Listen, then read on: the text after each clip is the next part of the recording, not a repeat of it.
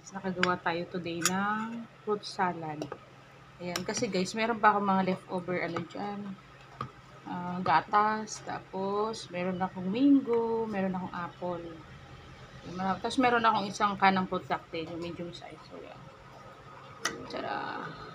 And we have here chia seeds, guys. Chia seeds, para ma-consume na natin to. Okay. Switching na ito. Yummy. Si Smart Kid nakadalawang na eh.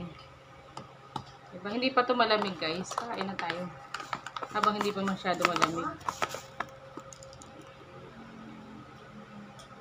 Yummy, yummy, yummy fruit salad.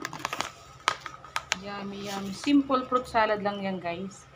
Hindi na ako, guys, nagawa ng tutorial kasi yun lang naman ang sahog.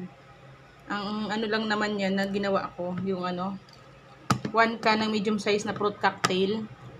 Tapos, evap milk, condensed milk. Tapos, all-purpose cream, Nestle cream.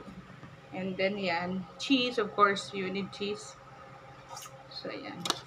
Yung chia seeds, guys, you have to submerge that.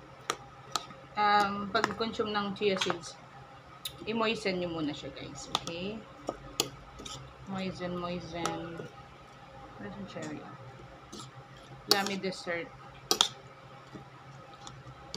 Pwede nyo dagdagan pa yung chia seeds. Depende sa inyo, guys. Very healthy yung chia seeds. This is an anti-cancer fruit, guys.